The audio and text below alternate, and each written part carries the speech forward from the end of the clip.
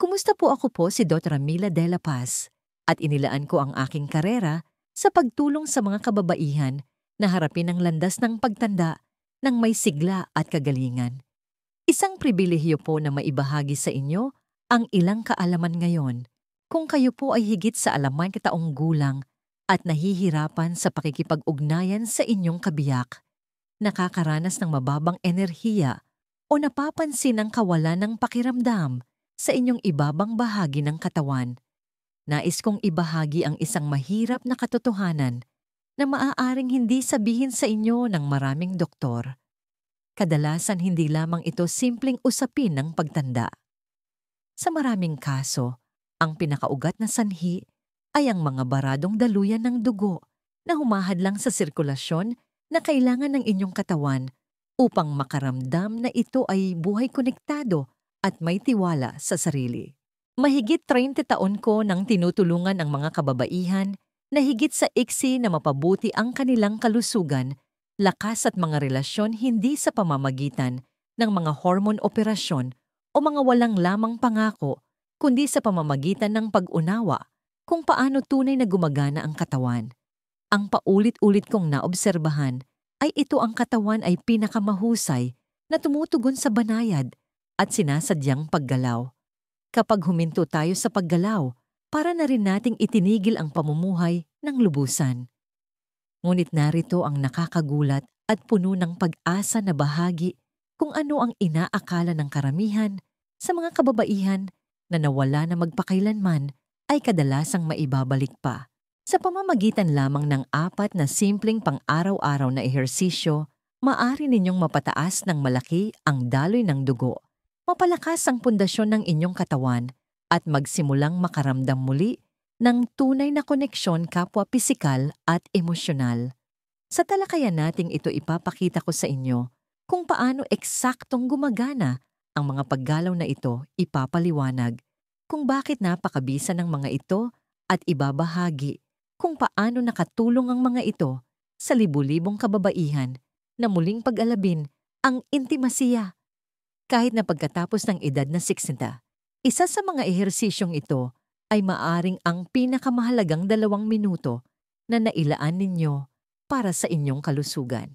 Bago tayo magsimula, kung sa tingin ninyo ay mahalaga ang impormasyong ito, hinihikayat ko kayong mag-subscribe upang manatiling may alam. At kung ang mensaheng ito ay tumatak sa inyo, paki-type po ang 1 sa mga komento upang ipaalam sa akin. Kung hindi naman i-type ang 0. Ang inyong puna ay napakahalaga sa pagtulong sa akin na gawing mas kapaki-pakinabang ang nilalamang ito para sa inyo. Habang tayo ay tumatanda, madaling maniwala na ang pagbagal ay isang hindi maiiwasang bahagi ng proseso. Maaring mas kaunti na tayong maglakad, mas madalas na umupo, at sa paglipas ng panahon, maaari tayong magsimulang makaramdam ng paninigas, pagod, at pagiging di-konektado mula sa ating mga katawan, sa ating mga kapareha, at sa pakiramdam ng sigla na dati nating binabaliwala. Ngunit narito ang isang mahalagang punto na hindi na pagtatanto ng maraming kababaihan. Ang pananatiling hindi gumagalaw ang nagpapabilis ng pagtanda, hindi ang paglipas ng panahon mismo. Kapag huminto tayo sa paggalaw, humihina ang ating sirkulasyon.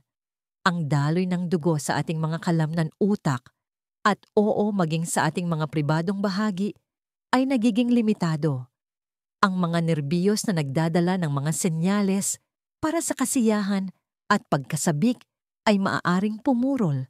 Ang ating lakas ay nawawala, hindi pangunahin dahil tayo ay matanda na, kundi dahil huminto tayo sa pagpapadala ng mga senyales na kailangan ng katawan upang manatiling masigla at buhay.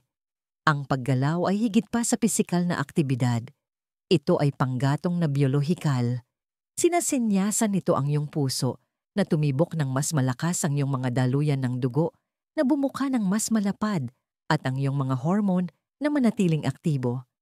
Hindi tulad ng mga gamot na kadalasang mga sintomas lamang, ang ginagamot tinutugunan ng paggalaw, ang pinakaugat ng sanhi. Ito ay nagpapanumbalik. Kahit na hanggang 15 minuto lamang ng mga tamang ehersisyo, Bawat araw ay maaaring muling buhayin ang natural na sistema ng pagpapagaling ng katawan. Maaari ninyong mapansin ang mas maiinit na mga kamay at paa, mas malakas na mga binti, pinabuting postura, at mas malaking pakiramdam kontrol at koneksyon sa mga pinakapribadong aspeto ng inyong buhay. Hindi ito tungkol sa pagpilit sa inyong sarili na tumakbo ng mga marathon o magbuhat ng mabibigat na bagay. Ang tinutukoy ko ay mga tiyak na low-impact na paggalaw na idinisenyo para sa katawan ng babae pagkatapos ng 6 na mga paggalaw na dahan-dahang nagpapasigla sa daloy ng dugo, nagpapalakas sa inyong pundasyon sa balakang at muling nagpapaalab sa sistema ng nerbiyos nang hindi nagdudulot ng pilay o sakit. Nakakita na ako ng mga kababaihan sa kanilang huling bahagi ng 70s at maging sa unang bahagi ng 80s na nakamit ang mas mahusay na sirkulasyon at pinahusay na intimasya mula sa mga ehersisyong ito kaysa sa nakuha nila mula sa mga komplikadong hormonal na paggamot. Bakit? Dahil ang katawan ay binuo upang tumugon sa paggalaw kahit na pagkatapos ng maraming taon ng paghina. Ang kailangan lang nito ay ang tamang uri ng paggalaw na ginagawa ng tuloy-tuloy. Ngayong nauunawaan na ninyo kung bakit ang paggalaw ay isa sa mga pinakamakapangyarihang kasangkapan na mayroon tayo habang tayo ay tumatanda. Hayaan ninyong ipakita ko sa inyo ang pinakaunang ehersisyo na nakakatulong sa libu-libong matatandang kababaihan na maibalik ang pakiramdam, enerhiya at kumpiyansa. Simula sa pinakababa, baka magulat kayo sa isang ito. Unang ehersisyo ang nakaupong pag-ugoy ng balakang seated pelvic rock. Naaalala ko pa ang isa sa aking mga pasyente, si Elena, na si taong gulang. Pumasok siya sa aking klinika sa Makati na tila ba lugmok na lugmok. Ang kanyang pangunahing reklamo ay hindi sakit o isang partikular na karamdaman. Ang pinakabumabagabag sa kanya ay ang lumalaking katahimikan at distansya sa pagitan nila ng kanyang asawa. Sinabi niya sa akin, "Dradela Paz, pakiramdam ko ay unti-unting namamatay ang ilaw sa mga bahagi ko na dati buhay na buhay."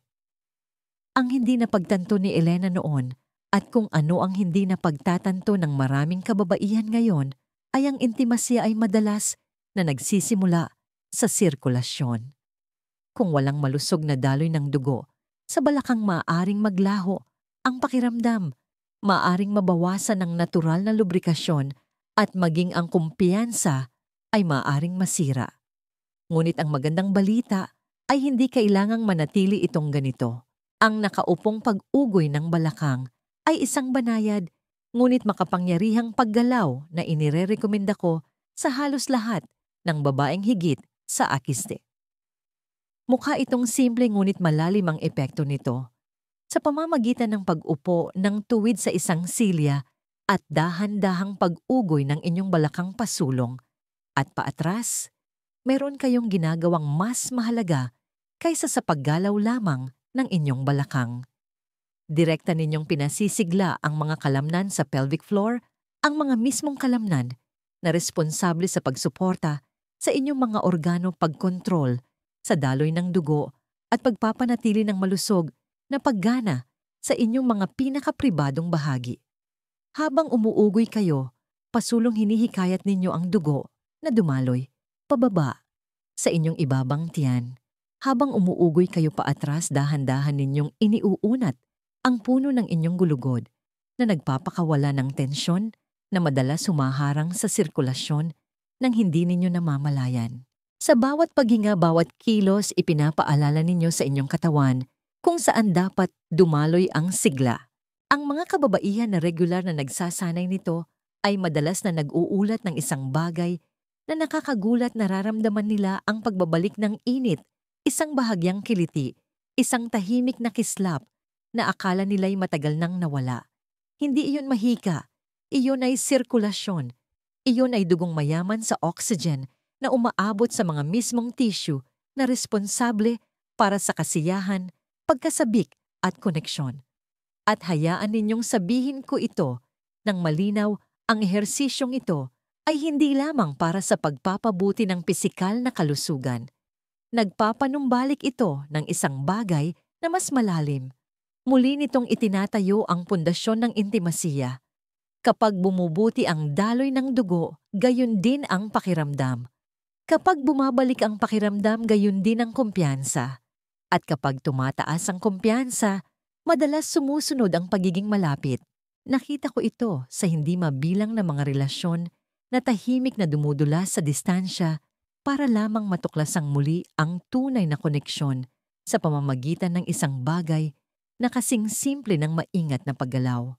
Kaya kung nakaupo kayo diyan at nag-iisip kung ito ba ay talagang gumagana, hinihimok ko kayo, huwag lamang makinig. Subukan ninyo. Hindi pa nakakalimutan ng inyong katawan kung paano tumugon. Naghihintay lamang ito ng senyales upang magsimulang muli. At kung senyales din lang ang pag-uusapan, ang susunod na ehersisyo ay nakatuon sa isang lugar na madalas na napapabayaan, ngunit talagang mahalaga para sa pagbaligtad ng mahinang sirkulasyon. Nagsisimula ito sa inyong mga paa, ngunit ang mga epekto nito ay umaabot hanggang sa inyong puso at higit pa. Kung kasama ko pa rin kayo at ang mga ehersisyong ito ay tumatatak sa inyo, pakidrop po ang numerong 1 sa mga komento upang ipaalam sa akin na handa na kayong seryosohin ang paglalakbay na ito. Ngayon, sumisid na tayo sa susunod na makapangyarihang hakbang. Ikalawang ehersisyo, pag-angat ng dulo ng paa at pagtapik ng sakong toe raises and heel taps. Kapag pinag-uusapan natin ang intimasya, karamihan sa mga tao ay agad na naiisip ang puso o isipan o marahil ang mga halatang pisikal na bahagi lamang. Ngunit ang hindi napapansin ng maraming kababaihan ay ang mahalagang papel ng mga paa at binti. Maaring kakaiba ito pakinggan, ngunit paulit-ulit kong nakita ang ganitong pattern habang humihina ang sirkulasyon sa ibabang bahagi ng katawan, gayon din ang kumpiyansa ng isang babae na makaramdam ng pagiging sensual at konektado. At iyon ay hindi nagkataon lamang. Ilang taon na ang nakalilipas, meron akong pasyente na nagngangalang Sofia 72, bagong retirado. Siya ay isang tahimik, ngunit matalas na babae.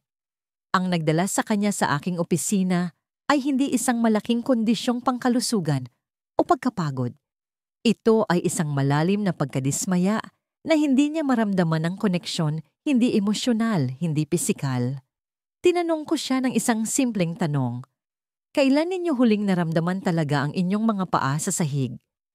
Nagtaka siya, ngunit doon kami nagsimula. Ang pag-angat ng dulo ng paa at pagtapik ng sakong ay maaaring masyadong madali para maging mahalaga, ngunit ito ay isang pundasyon ng muling pagpapagana ng sistema ng sirkulasyon, lalo na para sa mga kababaihan na higit sa 60. Narito kung bakit ang mga kalamnan sa binti calf muscles ay minsan tinatawag na pangalawang puso ng katawan. Kapag umuurong ang mga ito, itinutulak nila ang dugo, pabalik pataas sa mga ugat nila labanan. Ang grabidad nagpapadala ng dugo na may oxygen patungo sa balakang at nililinis ang pananamlay na naiipon mula sa masyadong matagal na pag-upo. Ang pagkilos ng pagtayo sa dulo ng inyong mga paa, pagkatapos ay pagbaba at pag-angat ng inyong mga daliri sa paa mula sa sahig, ay lumilikha ng isang bomba hindi lang sa inyong mga binti, kundi sa buong sistema ng inyong sirkulasyon. At kapag isinabay ninyo ang paggalaw na ito sa matatag na paghinga, isang pambihirang bagay ang nangyayari. Ang mga kababaihan ay nagsisimulang makaramdam na mas magaan, mas matatag, mas nakatapak sa lupa.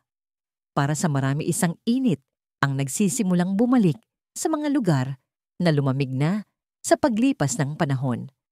Isang babae ang nagsabi sa akin na pagkatapos ng 2 linggo ng paggawa ng ehersisyong ito, araw-araw nagising siya sa kalagitnaan ng gabi, hindi dahil sa discomfort, kundi dahil sa naramdaman niya ang isang bagay na hindi niya naramdaman sa loob ng maraming taon, pagiging sensitibo at init. Ang kanyang mga salita ay tumatak sa akin. Pakiramdam ko ay binubuksan muli ng katawan ko ang mga ilaw. Iyon ang kapangyarihan ng sirkulasyon. Ganoon direktang naaapektuhan ng daloy ng dugo ang pagiging malapit pakiramdam at ang kumpiyansa na nagmumula sa pakiramdam na ganap na buhay sa iyong katawan. Kung ang simpleng kilos na ito ay maaaring lumikha ng ganoong kalaking pagbabago, maghintay lamang kayo hanggang sa maranasan ninyo ang susunod. Ito ay medyo mas komplikado, ngunit tinatarget nito ang eksaktong mga kalamnan na kumokontrol sa lakas katatagan at mismong intimasiya. Dito maaaring magsimula ang tunay na transformasyon. Ikatlong ehersisyo ang pag-angat na tulay the bridge lift. Hindi ko malilimutan ang sandaling tumingin sa aking mga mata, ang isa sa aking matagal ng pasyente, si Margarita, isang taong gulang na retiradong guro, at sinabing, Draniditapsra de la Paz, hindi ko kailangang maramdaman na 25 anyos ulit ako. Gusto ko lang maramdaman na ako ulit ang sarili ko. Tumatak sa akin ang sandaling yon dahil alam na alam ko ang ibig niyang sabihin. Hindi ito tungkol sa karangyaan o pagganap. Ito ay tungkol sa muling pagkonekta sa isang bagay na nararamdaman niyang unti-unting nawawala ang kanyang lakas, ang kanyang presensya, ang kanyang kakayahang maging malapit sa lalaking minahal niya sa loob ng 10 taon. Doon pumapasok ang pag-angat na tulay. Ang paggalaw na ito ay higit pa sa ehersisyo. Ito ay isang direktang senyales sa inyong katawan na oras na upang muling itayo ang pundasyon ng inyong pisikal at intimong lakas. Kapag nakahiga kayo sa inyong likod, nakabaluktot ang mga tuhod at dahan-dahang itinaas ang inyong balakang patungo sa kisame, hindi ninyo lang itinataas ang inyong katawan. Itinataas ninyo ang sirkulasyon sa rehiyon ng balakang ginigising, ang mga nerbiyos, pinalalakas ang mga pangunahing kalamnan, at pinapataas ang daloy ng dugo sa mga lugar na umaasa dito upang gumana. Ang dahilan kung bakit napakamakapangyarihan ng ehersisyong ito para sa mga kababaihan ay ang kakayahan nitong i-target ang mga pigi ibabang likod at higit sa lahat, ang pelvic floor ang grupo ng mga kalamnan na sumusuporta sa kontrol sa pag-ihikalusugan ng matris at pisikal na koneksyon. Kapag malakas ang mga kalamnan na ito, pinapayagan nilang maipon ng dugo kung saan ito kinakailangan. Binibigyan kanila ng mas mahusay na kontrol at pinapahusay nila ang pakiramdam. Kapag mahina ang mga ito, lahat ay maaaring magdusa, sirkulasyon, intimasya at kumpiyansa. Nagkaroon ako ng mga kababaihan na ilang taon nang nahihirapan sa pisikal na distansya sa kanilang mga relasyon, na nagsabi sa akin na pagkatapos lamang ng ilang linggo ng pagsasanay ng pag-angat, na tulay may nagsimulang magbago. Hindi biglaan, ngunit unti-unti. Naramdaman nilang mas malakas, mas matatag. Napansin nila ang isang bagong enerhiya sa kanilang katawan at napansin din ito ng kanilang mga kapareha. Dahil kapag bumabalik ang daloy ng dugo, gayon din ang paghipo, pagiging malapit, at ang tahimik na kumpiyansa na nagmumula sa pag-alam na sinusuportahan ka ng iyong katawan. Muli, kung kayo ay isang taong nakaramdam na di-konektado o bigo sa inyong relasyon, hindi lamang pisikal, kundi emosyonal, dito kayo magsisimulang magbukas ng bagong pahina. Huwag maghintay ng motibasyon. Ang paggalaw na ito ay tumatagal lamang ng ilang minuto sa isang araw, ngunit ang mga benepisyo nito ay maaaring humubog muli sa susunod na kabanata ng inyong buhay. Ngayon, gaano man kapangyarihan ang paggalaw na ito, may isa pa na madalas na ikinagugulat ng mga kababaihan. Hindi ito mukhang marami sa una. Sa katunayan, ito ay isang bagay na ginagawa ninyo sa buong buhay ninyo, marahil ay hindi lang sa tamang paraan. Ngunit kapag ginawa ng maayos, maaari nitong buksan ang inyong mga daluyan ng dugo, pakalmahin ang inyong puso, at muling i-konekta ang inyong isip at katawan. Kung nanonood pa rin kayo at nakikitang mahalaga ang mga ehersisyong ito, paki-type po ang numerong 1 sa mga komento upang ipaalam sa akin na kasama ko pa rin kayo. Ngayon magpatuloy tayo sa ika-4 na ehersisyo. Ika-4 na ehersisyo, malalim na paghingang mula sa tiyan, deep diaphragmatic breathing. Mayroong isang bagay na makapangyarihan sa paghinga. Ito ang unang bagay na ginagawa natin pagdating natin sa mundong ito. At ang huling bagay na ginagawa natin bago tayo umalis. Ngunit sa pagitan nito, lalo na habang tayo ay tumatanda at dinadala ang bigat ng ating buhay, madalas nating nakakalimutan kung paano huminga sa paraang sumusuporta sa mismong buhay na sinusubukan nating panghawakan. Ang isa sa aking mga pasyente, si Gloria, 70 taong gulang, ay minsang nagsabi sa akin, "Pakiramdam ko ay pinipigil ko ang aking hininga sa buong maghapon." Siya ay nakikipagbuno sa stress tension, mahinang tulog at lumalaking distansya mula sa kanyang asawa. At bagaman maaring masyadong simple pakinggan, ang nagpabago sa lahat para sa kanya ay hindi isang bagong gamot o isang komplikadong ehersisyo. Ito ay ang pag-aaral kung paano huminga muli ng malalim ng buo ng may intensyon. Ang paghingang mula sa tiyan o deep belly breathing ay hindi lamang tungkol sa paglanghap ng oxygen. Ito ay tungkol sa pagbubukas ng daloy ng dugo. Kapag huminga kayo ng malalim sa inyong tiyan, sa halip na mababaw sa inyong dibdib, isang pambihirang bagay ang nangyayari. Ang inyong mga daluyan ng dugo ay nagsisimulang mag-relax. Ang tibok ng inyong puso ay maaring bumagal. Ang inyong sistema ng nerbiyos ay maaring lumipat mula sa isang laban o takbo na estado ng stress patungo sa isang nagpapagaling at konektadong kalagayan. At marahil, ang pinakamahalaga para sa mga kababaihan na higit sa sinta bumubuti, ang inyong sirkulasyon mula ulo hanggang paa at sa lahat ng dako sa pagitan. Ang ganitong uri ng paghinga ay nagpapadala ng mas maraming dugo na may oxygen sa utak, mga kalamnan at sa mga pribadong bahagi na umaasa sa malakas na daloy ng dugo upang makaramdam at tumugon ng may kasiyahan. At higit pa sa pagpapanumbalik ng pisikal ang ginagawa nito. Maaari itong makatulong na mapababa ang presyo ng dugo, mabawasan ang pamamaga at mapagaan ang mental na pagod na madalas na humahadlang sa tunay na pagiging malapit sa isang relasyon. Para sa mga matatandang kababaihan, ito ay isa sa mga pinakanapapabayaan at hindi gaanong nagagamit na kasangkapan para sa muling pag-angkin ng koneksyon, hindi lamang sa isang kapareha, kundi sa inyong sarili. Nagkaroon ako ng mga pasyente na hindi nakaramdam ng sensasyon o kumpiyansa sa loob ng maraming taon, na nag-ulat ng isang tahimik, ngunit makapangyarihang pagbabago pagkatapos lamang ng ilang minuto sa isang araw ng paghingang mula sa tiyan.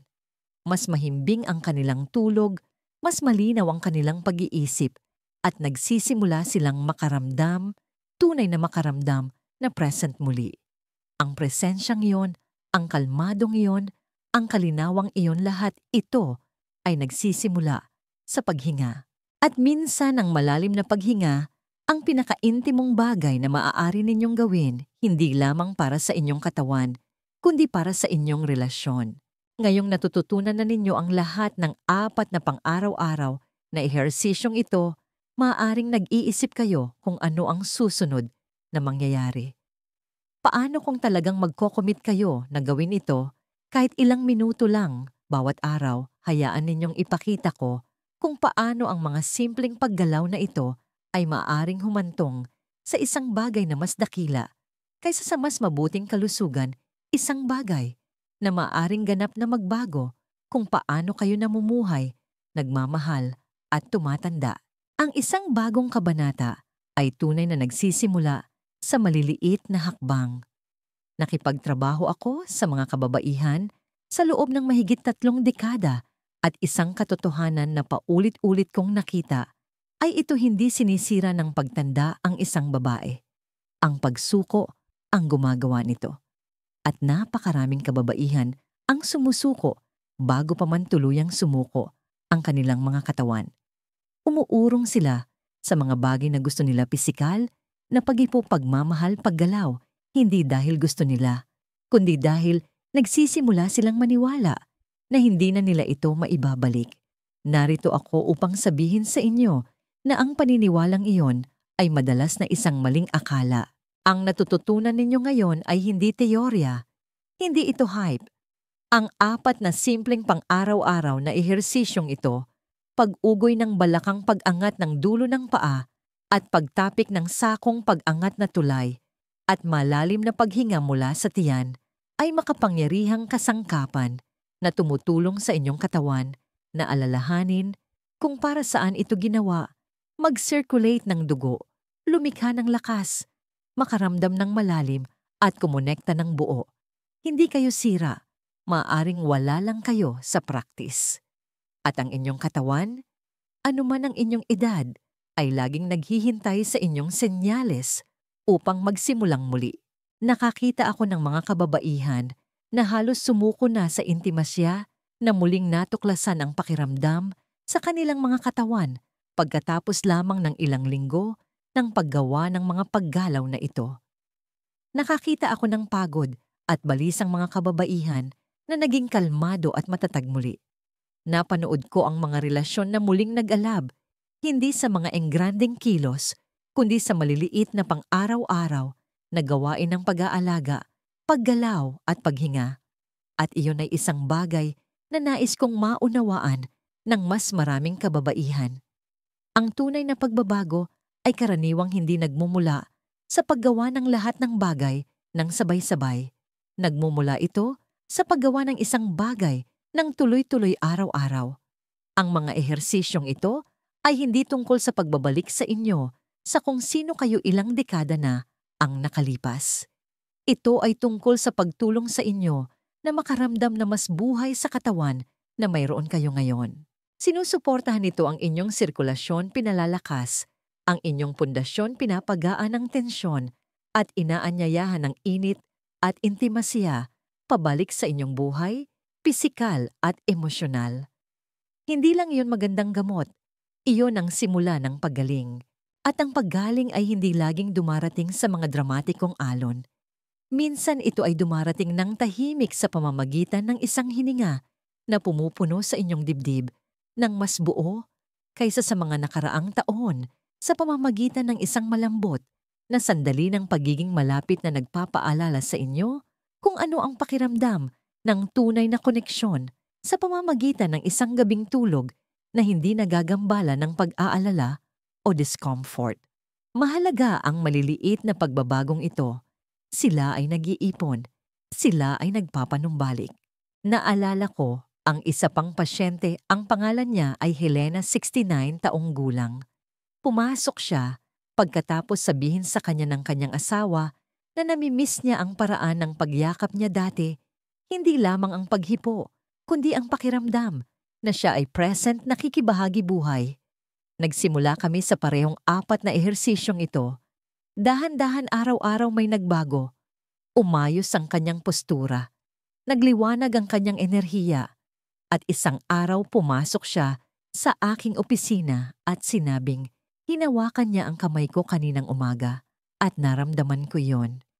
Ito talaga ang tunay na layunin, hindi ang paghabol sa kabataan, kundi ang pagyakap sa kasalukuyan ng may lakas at intensyon. Kaya narito ang aking hamon sa inyo. Magsimula ngayon. Huwag maghintay ng perpektong sandali. Huwag maghintay hanggang sa madali na itong gawin. Magsimula lang.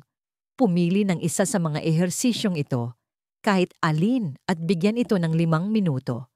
Pagkatapos, ay gawin itong muli bukas. Magugulat kayo kung gaano kabilis magsisimulang tumugon ang katawan kapag pinakitaan ninyo ito ng pagiging tuloy-tuloy at pag-aalaga. Hindi ninyo kailangan ng pahintulot upang bawiin ang bahaging ito ng inyong buhay. Kailangan ninyo lamang sabihing oo sa paggalaw, sa paghinga, sa koneksyon at sa posibilidad na hindi pa huli ang lahat, dahil hindi pa nga. Hindi ito ang katapusan ng inyong kwento. Ito ay maaaring simula ng isang bagong kabanata, isa na may mas maraming init, mas maraming lakas, mas maraming pagiging malapit, at isang bersyon ninyo na mas present kaysa sa naramdaman ninyo sa loob ng maraming taon. Kaya huminga ng malalim, tumayo ng tuwid at magsimula. Narito ang isang aral sa buhay na aking natutunan at napatunayan ng paulit-ulit. Ang iyong katawan ay may pambihirang kakayahang magpagaling at magpabata anuman ang iyong edad kung bibigyan mo ito ng mga tamang senyales sa pamamagitan ng palagian at maingat na paggalaw at pag-aalaga. Huwag maliitin ang kapangyarihan ng maliliit na pang-araw-araw na gawain upang lumikha ng malalim na pagbabago sa iyong kalusugan at kaligayahan. Kung nakaantig sa inyo ang mensaheng ito, pakiusap po, huwag ninyo itong sarilinin. Paki-like po ang video na ito, ibahagi sa isang kaibigan, kapamilya o sino mang sa tingin ninyo ay kailangang marinig ito. At pakiusap magkomento sa ibaba ng salitang simulan. Kung handa na kayong bawiin ang inyong lakas isang hakbang sa bawat pagkakataon. Mag-subscribe po para sa mas marami pang kaalaman sa malusog na pagtanda. Ang inyong paglalakbay ay nagsisimula na ngayon at kasama ninyo ako rito.